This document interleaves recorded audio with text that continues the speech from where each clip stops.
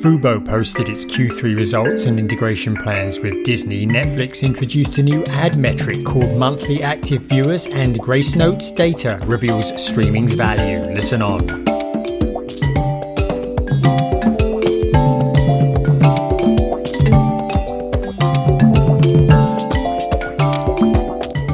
Welcome to this week's edition of Inside the Stream. This is Will Richmond from Video News, and that was Colin Dixon right there from Endscreen Media at the beginning. Colin, what's new in your world? Not a lot, Will. Boy, has it been a quiet week? Is it just me? I don't know. I'm still recovering from last weekend watching that Game 7 of the World Series, which was really one of the most exciting games I think I've ever seen. Did you catch it? Or I know you're not a baseball fan. It passed me by without causing a ripple, Will.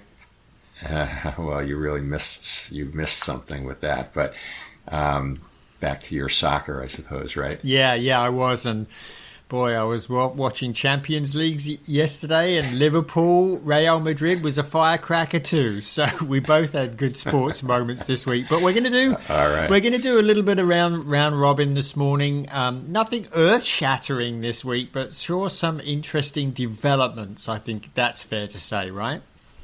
Yeah, you're going to get us started with Fubo's third quarter results and updates. Yep. So Fubo, or I suppose the big announcement from Fubo is that the Disney deal is finally closed. What does that mean? That means that Fubo is now taking care of Hulu Plus Live. It's still a public company, but it is 70% owned by Disney. And so that was the big announcement in their Q3 results that had actually closed. They were painting a pretty rosy picture, Will. They say that they have 1.63 million paid subscribers, which they say is the highest that they've ever had in a Q3. We'll get to that in a little bit. We'll discuss that number in a sec. And they said that they also earned 369 million in revenue, which is pretty good, and that they're inching their way towards profitability. And so generally, it was a pretty good results for them this quarter. And I listened into the earnings call, Will, and that's always fascinating to hear David Gandler talking about the business. And he really tried to put a very positive spin on this, on the new company, on the combination of Fubo and Hulu Plus Live. And what he really took great pains to do was to try and paint what an optimistic future he thought there was ahead for Fubo. And he sort of laid out, I think, four major points. So I'll just cover really briefly those 4 points. The first thing was he's saying that Fubo is really very healthy, and this 1.63 million subscribers in 25 Q3 was sort of one of the things that they pointed to for that. Well, I went back and looked at my trusty spreadsheets, and, the truth is Fubo hasn't seen meaningful growth in 2 years. In fact, it's had practically the same number of subscribers in each quarter this year as it had last year. So there really hasn't been much meaningful growth at Fubo. So there's that aspect of things. The second thing is he talked a lot about leveraging Disney to boost Fubo's revenue from advertising. And I actually think he's onto something here. I think there will be a lot of leverage that he can get there. And one of the things he's doing here is he says he's moving his sales team over to Disney. And I was quite surprised that he said he was doing that, and we'll get to that in a second.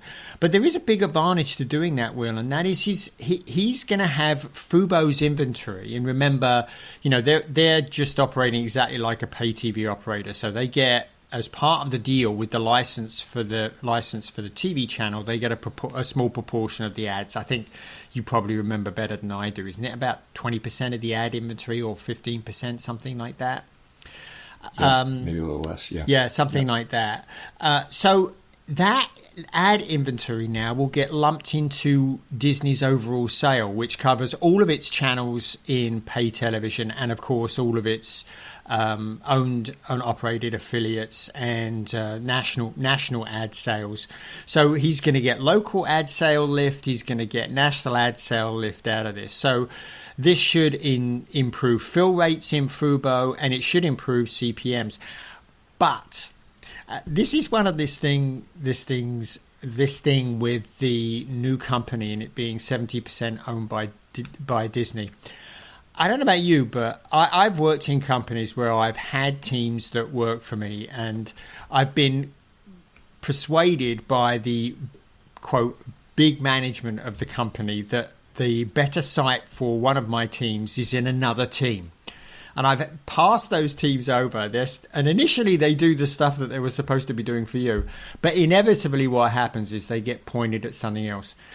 I worry that putting the sales team in Disney, that they'll become unfocused on Fubo and more focused on other Disney things. That's typically what happens here. Remember, they don't report into Fubo anymore. So I think there's a little bit of worry there about independence. There was a lot of talk about getting more leverage in programmer negotiations and certainly negotiating with about 6 million subscribers, which is what they would have with Hulu Live and Fubo. They're in a better position. It'll take a while for that to happen because the existing deals have to expire and they have to convince the programmers to allow them to negotiate on behalf of Hulu and Fubo to align those because they're all out of alignment right now. But yes, having 6 million should allow them to get a little bit of a better deal. Although, as we'll see later when we talk about YouTube TV at Disney, there can still be a lot of fights from that. And the fourth thing he said was that they would get savings from unifying video platforms. I don't really think this has much to do with Disney, but a while ago, Fubo purchased a company called Molotov in France. Molotov is a virtual MVPD there, and what they're doing, they said they were going to do this 2 years ago when they bought the company. They're unifying the platform, the video platform, the technology on which Molotov is built. And so that means that it'll be more efficient for them in the back end. They won't have to have as many engineers because they're maintaining only one stack. Of course, if they could replace Hulu's stack with that would be probably a big saving, because I guarantee you Hulu Plus Live is on a completely different platform to them. No word that they're only really talking about international markets, but since now that they're responsible for that back end, if they can get Hulu Live on that, they would be saving a bunch of money there as well. So those are broadly the four things. Yeah, that was the point that I was going to pick up, Colin, is to the extent that they keep running a separate Fubo platform and a separate Hulu TV platform, it seems like they're duplicating costs. They could just consolidate onto one of those two platforms. And I don't know what the advantages of one versus the other are, but it certainly seems like only running on one would be beneficial from an operational standpoint and an expense standpoint, right? You bet. And there's no reason for them not to do that, Will, because, Hulu Live, I don't think is particularly well integrated into Hulu AVOD. I think it could be broken out. The only thing is, I think Disney might object if it's not sort of more closely paired with Hulu. So, but then that goes back to the independence argument as well. There was one other thing that they did announce. They announced that they have now they've launched an app store. And this app store, they're going to begin to start selling D2C apps. So you'll be able to subscribe, for example, to ESPN Unlimited through Fubo if you want to. And you don't need to have a virtual a subscription to their virtual MVPD. This is a kind of a minor announcement. I don't know who would be doing this. David Gandler says that they want to be an aggregator for all of the content for their customers. I just wonder, okay, so they've done this. I wonder why they aren't making the fast channels that they've been acquiring or been including with their service, why they aren't making those fast channels available without a subscription as well to all comers. That would make a lot of sense to do there. So I guess we'll be waiting to see how this new company, how independent it really is, and how Fubo continues to progress. Yes, completely agree. Lots ahead in the Fubo Disney Hulu story, right? Mm-hmm.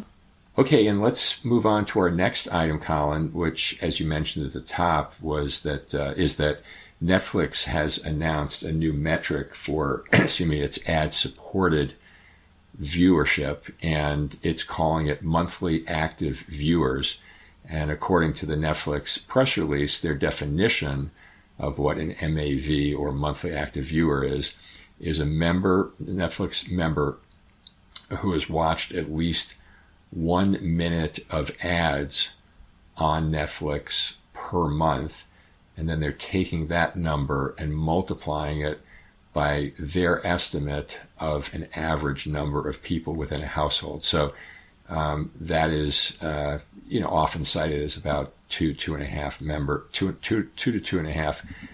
members within a household. So if one member watched at least 1 minute of ads, they're counting that as 2.5, give or take 2.5 monthly active viewers. They said that they now have 190 million monthly active viewers globally, and that's across the 12 countries where they offer an ad-supported tier.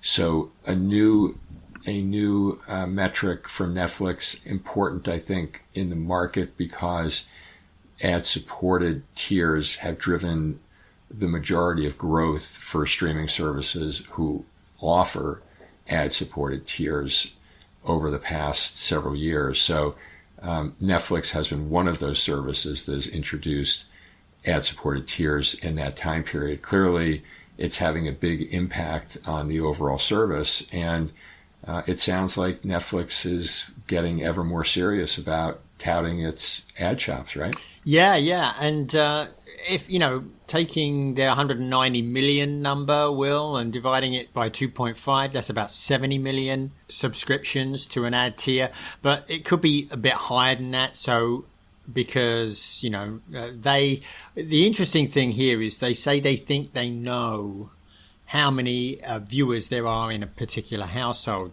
I don't know how they're defining that by data. Maybe they're how many people log into their profile in that household. Maybe that's how they're tracking it. So it's probably lower than 2.5. So it sounds like they've got between 70 and 90 million subscribers to their ad tier. The other thing is, as they say in their press release, Will, there really is no standard metric for delivering this. So the good news here is at least they're being fairly transparent. So many other people are not. Like, for example, I've never seen Tubi put out a statement on exactly how they're measuring monthly active users, for example. I assume that they're applying some sort of co-viewing multiple, which is what Netflix is talking about here, to account for the fact that people are watching together. The thing is, we really don't know what Netflix doesn't know, and what most people in the industry don't know is how much of that viewing is actually co-viewing. So you really still don't know exactly how many people you're reaching. In fact, I think the only people that I can think of that probably do accurately know how many people are watching is, of all things, telly, because they have a sensor that can tell how many people are in the room. Which is not a camera, by the way. They have a sensor built into the TV which tells them how many people are in the room. That's the only way you can really tell exactly how many viewers you have. But hey, at least they're being transparent about it. Yeah, agree. And that 1 minute threshold, we've seen metrics like this in the past, and it's always controversial how long, whether it's a minute, 5 minutes, 10 seconds, counts as a qualified bona fide viewer. And I don't think that we're ever actually going to get a great answer to that question. That's really in the eye of the beholder, right? Yeah, absolutely. But anyway, moving us along, there was some pretty interesting data, a new report from Gracenote this week. Gracenote is sort of pulling data from a bunch of places to put these reports together. One is they've got some survey data going. And this, by the way, this report, State of Play 2025, is available from Gracenote's website.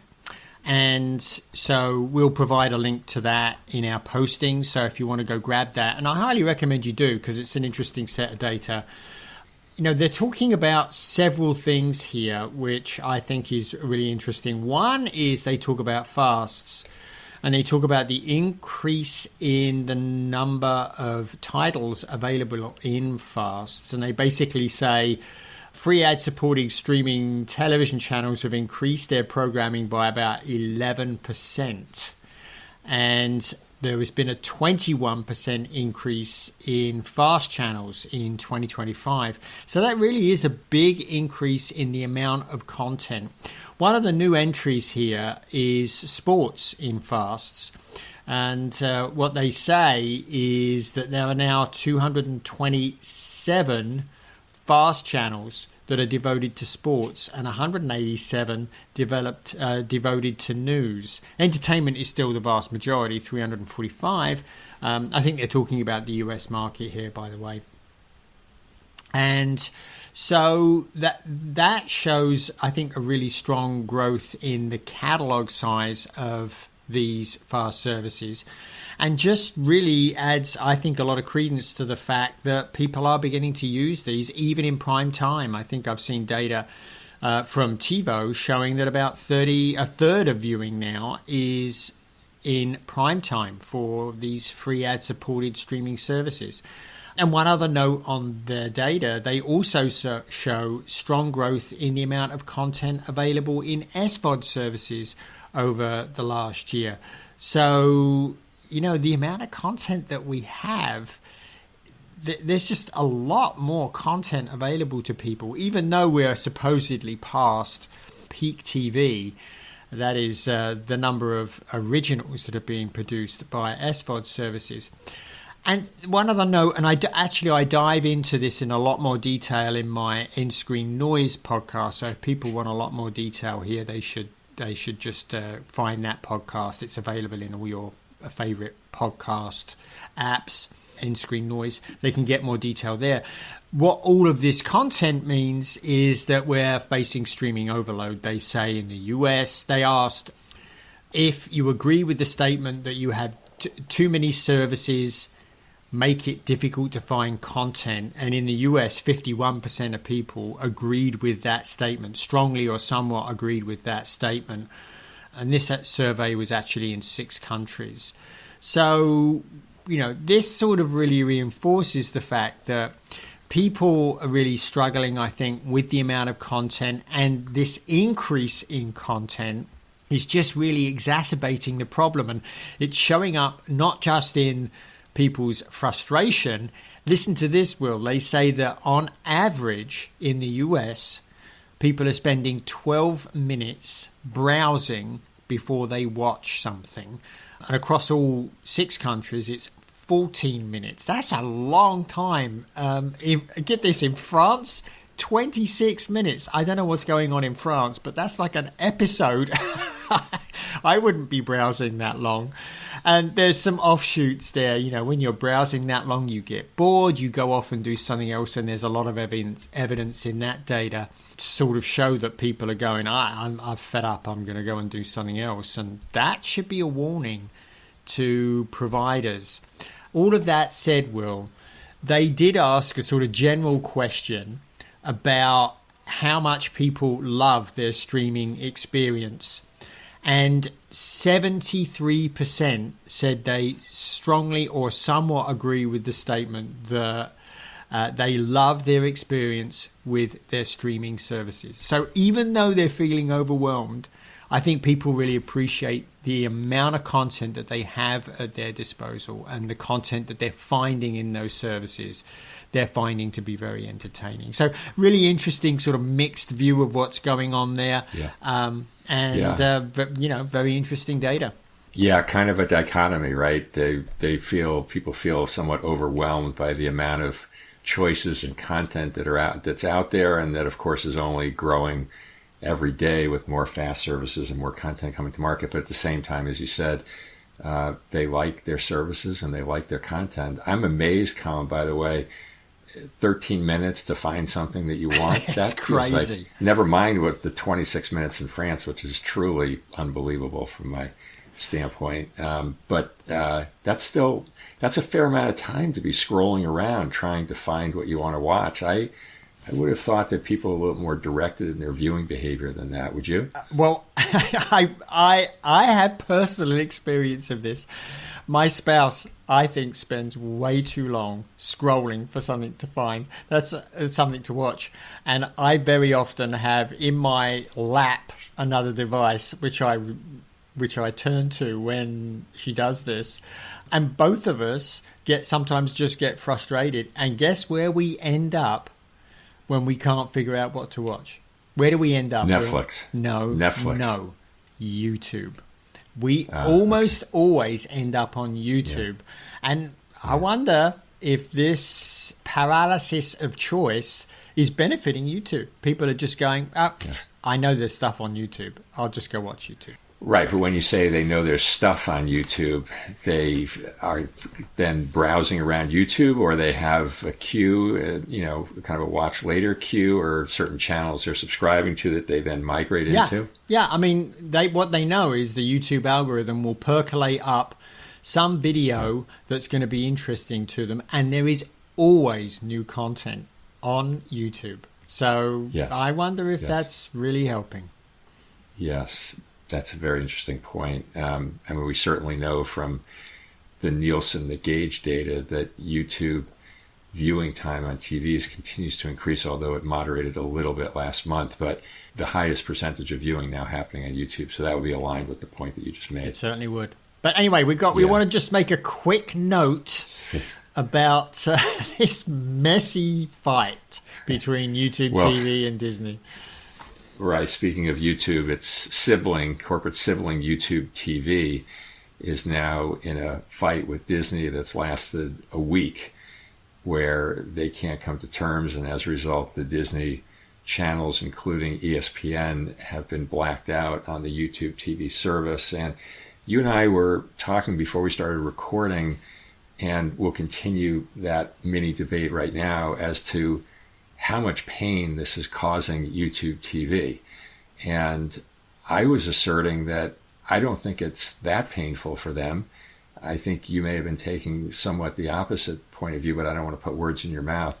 I think people, of course, they value live sports. ESPN is missed, no doubt. But to your earlier points about the Gracenote research, there is so much content now on and available that I think people can find alternatives without getting too upset. Yeah, I agree. And YouTube and YouTube TV, and I don't want to assume too much on their part, but as is typical in these situations, the programmer, in this case Disney, ABC, ESPN, is asking for a rate increase and basically making the point that our programming is worth it. And the distributor, in this case YouTube TV, is saying, we don't want to pay more.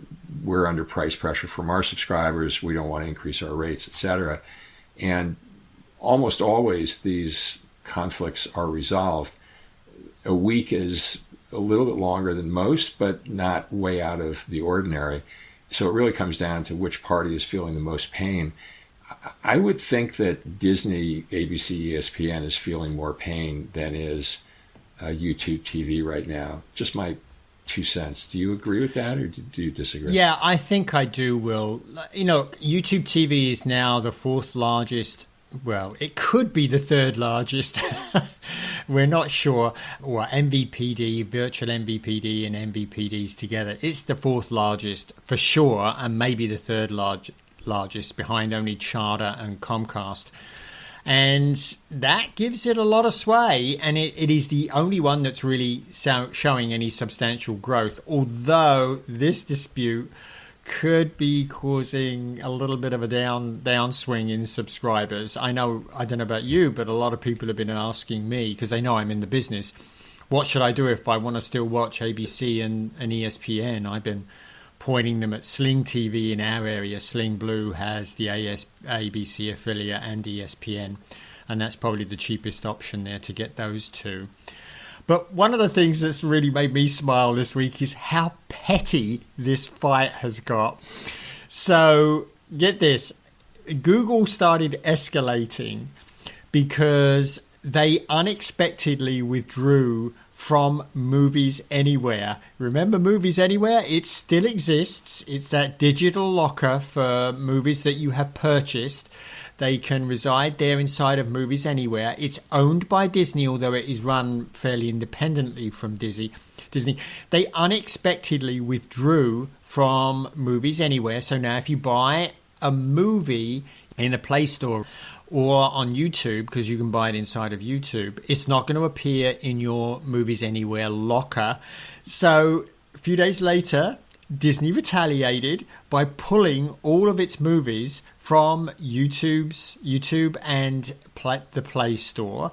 Now you get a message like I was looking, Lilo and Stitch was available. You now get a message, video unavailable. This video contains content from Disney. It is not available. It's like, can they get more petty? And it didn't even stop there. Disney was trying to persuade YouTube TV to restore ABC for Election Day, which of course was November 4th. And they were trying to take the high ground, Will, by saying, we believe in putting the public interest first, and that you should, YouTube TV, you should restore it. Get this, YouTube politely, in inverted commas, declined, and they said, in fact, on the last 2 US election days, the vast majority of tuned-in YouTube TV subscribers chose not to watch ABC. It's like, kids, right? Well, that's exactly really exactly. That's the point that I was trying to make. Is I think Disney is feeling more pain than is YouTube TV. They have a pretty clear sense of what the value proposition is, how many people are actually watching it. But your point is well taken. It does seem to be a level of pettiness here in this. It does. In this fight that is not common in others. I think I also saw a quote from Disney saying, that YouTube is part of Google, which is worth $3 trillion, and they can't afford to treat their customers right, something along those lines. So, yeah, it seems like the gloves have come off in that battle. And, well, we'll see when we do next week's podcast whether we have an update to report. Yeah. Or if it drags on. Yeah. Well, look, this is so dumb, Will.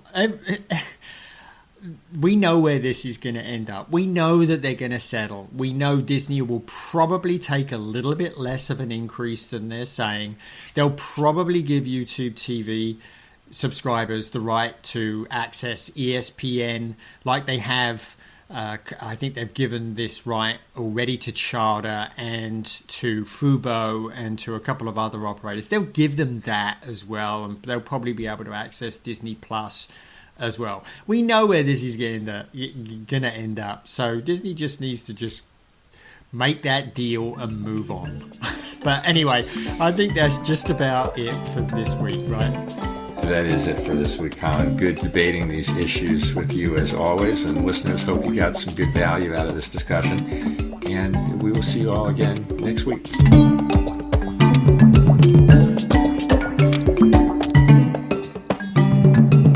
Inside the Stream is a production of In-Screen Media and Video News, all rights reserved.